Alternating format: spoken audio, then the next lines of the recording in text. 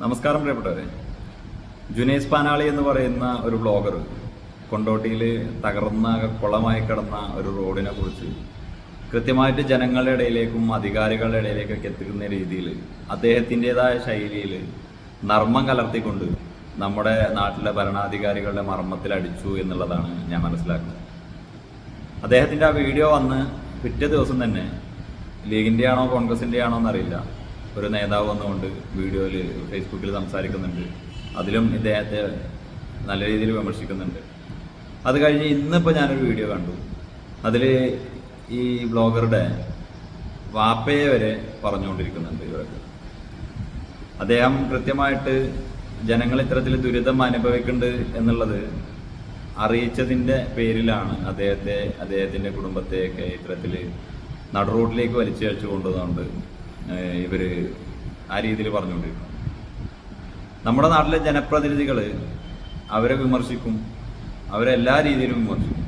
അതൊക്കെ ശരിയാണ് എന്ന് കരുതി ഇത്തരത്തിൽ ജനങ്ങൾ അനുഭവിക്കുന്ന പ്രയാസങ്ങളെക്കുറിച്ച് ജനങ്ങൾക്ക് മുമ്പിൽ തുറന്നു കാണിക്കുന്ന ആളുകളെ അയാളുടെ കുടുംബത്തെയൊക്കെ റോഡിലേക്ക് വലിച്ചഴിച്ചു കൊണ്ടുവരിക എന്ന് പറയുന്നത് ഒരു കണക്കിലും രാഷ്ട്രീയത്തിന് ചേർന്നതല്ല. അത് മാന്യമായ ഒരു രാഷ്ട്രീയ പ്രവർത്തനമല്ല എന്നുള്ളതാണ് ഞാൻ മനസ്സിലാക്കുന്നത്. നിങ്ങൾ ഈ വീഡിയോ ഒന്ന് കണ്ടു. ഒരു ബ്ലോഗർ ഉണ്ടല്ലോ, ആ ബ്ലോഗറോട് എന്റെ ചോദ്യം, എങ്ങനെ ഉത്തരവാദിയാകും മുനിസിപ്പൽ ചെയർപേഴ്സൺ? മുനിസിപ്പൽ ചെയർപേഴ്സണ് പിന്നെ അതിലൂടെ യാത്ര ചെയ്യുന്നുണ്ട്, കുടുംബക്കാരുടെ അടുത്തേക്ക് പോകുന്നുണ്ട്, അതിൽ മറ്റേതാക്കുന്നുണ്ട്. പിന്നെ മുനിസിപ്പൽ ചെയർപേഴ്സന്റെ കുടുംബക്കാരല്ലാതെ വീട്ടിലല്ലാതെ എന്റെ വാപ്പാന്റെ വീട്ടിൽ പിന്നെ മോനിക്ക് അത് തോന്നിയാസം പറഞ്ഞു നടക്കാൻ കണ്ടില്ലേ? ഇതിൽ ജുനൈസിന്റെ വാപ്പാനെ വിളിച്ച് വാപ്പാക്കൊക്കെ പറഞ്ഞ് ചോദിക്കുന്നുണ്ട് ജുനൈസിനോട്, ഇതിൽ മുനിസിപ്പൽ ചെയർമാൻ എന്താണ് റോളുള്ളത്? മുനിസിപ്പൽ ചെയർമാന് അതല്ലെങ്കിൽ മുനിസിപ്പൽ ആ ഭരണസമിതിക്ക് വ്യക്തമായ റോൾ അതിലുണ്ട്. അവനവന്റെ മുനിസിപ്പാലിറ്റിയിൽ അവനവന്റെ ആ ഒരു സർക്കിളിൽ ഈ രീതിയിലുള്ള ഒരു സംഭവം ഉണ്ടായിട്ട് അതിനെ കൃത്യമായിട്ട് അറിയിക്കേണ്ട ആ ഒരു വകുപ്പിനെ അറിയിച്ചുകൊണ്ട് അതിന് വേണ്ട പരിഹാരം കാണാൻ അവർ തയ്യാറായിട്ടുണ്ടോ അതല്ലെങ്കിൽ അതിന് പരിശ്രമിച്ചിട്ടുണ്ടോ എന്നുള്ളത് ജനങ്ങളോടാണ് നിങ്ങൾ പറയേണ്ടത്. ജുനൈസ് പാനാളി എന്ന് പറയുന്ന ആ ബ്ലോഗർ അദ്ദേഹത്തിന്റെ ആ ഒരു ഉത്തരവാദിത്വം നിറവേറ്റി. ഈ രീതിയിൽ തകർന്നു കിടക്കുന്ന ഒരു റോഡ് അത് ജനങ്ങളിലേക്ക് എത്തിച്ചു. ഇനി നിങ്ങൾ ചെയ്യേണ്ടത് നിങ്ങൾ ഇതിന് വേണ്ട എന്തെങ്കിലും പരിഹാര മാർഗങ്ങൾ കണ്ടിരുന്നോ എന്നുള്ളതാണ്. അത് നാഷണൽ ഹൈവേ ആണെങ്കിൽ നാഷണൽ ഹൈവേ അതോറിറ്റിയെ അറിയിക്കാം, സ്റ്റേറ്റ് ഹൈവേ ആണെന്നുണ്ടെങ്കിൽ PWD അറിയിച്ചുകൊണ്ട് അതിനുള്ള മാർഗങ്ങൾ കാണാൻ നിങ്ങൾ പരിശ്രമിച്ചിട്ടുണ്ടോ എന്നുള്ളത് ജനങ്ങളെ പറഞ്ഞ് മനസ്സിലാക്കണം. അതാണ് നിങ്ങൾ ചെയ്യേണ്ടത്. അല്ലാതെ ഇത്തരത്തിൽ പ്രതികരിക്കുന്ന ആളുകളുടെ കുടുംബത്തിലേക്ക് കയറി ചെന്ന് അദ്ദേഹത്തിന്റെ വാപ്പാനെയും ഉമ്മാനെയും പറയലല്ല. സംഭവം ശരിയാണ്. ജുനൈസ് എന്ന് പറയുന്ന ബ്ലോഗർ അതിൽ കുറച്ച് ബോഡി ഷേമിങ് ചെയ്യുന്നുണ്ട്. അത് ജുനൈസിന്റെ ഭാഗത്ത് വന്ന പിഴവ് തന്നെയാണ്. അതിനെ നമ്മൾ മാറ്റി നിർത്തിക്കൊണ്ട് അതൊരിക്കലും ജുനൈസ് ചെയ്യാൻ പാടില്ല. ആ ഫൗണ്ടേഷനും അതുപോലെ തന്നെ ലിപ്സ്റ്റിക്കൊക്കെ അത് മനുഷ്യന്മാർക്ക് ഇഷ്ടമുള്ള രീതിയിൽ എല്ലാവർക്കും നടക്കാം. പക്ഷേ ഇവിടെ ജനങ്ങളെ ബാധിക്കുന്ന വിഷയം ഇതാണ്.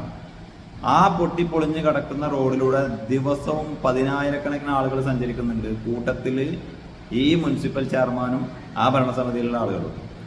ഇവരിതിനു വേണ്ടി എന്ത് ചെയ്തു എന്നുള്ളത് ജനങ്ങളെ നിങ്ങൾ പറഞ്ഞ് മനസ്സിലാക്കണം.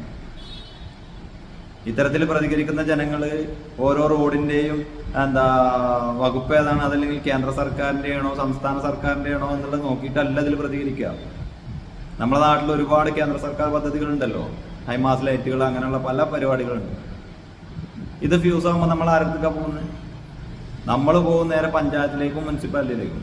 അതുപോലെ തന്നെ അവനവന്റെ സർക്കിളിലുള്ള റോഡുകൾ തകരുമ്പോൾ അതിന് ഉത്തരവാദിത്തപ്പെട്ട ആളുകളെ അറിയിക്കേണ്ടത് ഈ മുനിസിപ്പൽ ചെയർമാന്റെയും അതുപോലെ തന്നെ ആ ഭരണസമിതിയുടെയും കടമയാണ്.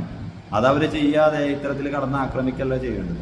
അതൊരിക്കലും ഒരു രാഷ്ട്രീയ പ്രവർത്തകനും ഒരു രാഷ്ട്രീയ പാർട്ടിക്കും ചേർന്നതല്ല. ഇനിയിപ്പോ നാളെ വേറെ ആരെങ്കിലും വന്നുകൊണ്ട് ചോദിച്ചാലും നിങ്ങൾ അവരോ വാപ്പാനും പറയുമല്ലോ.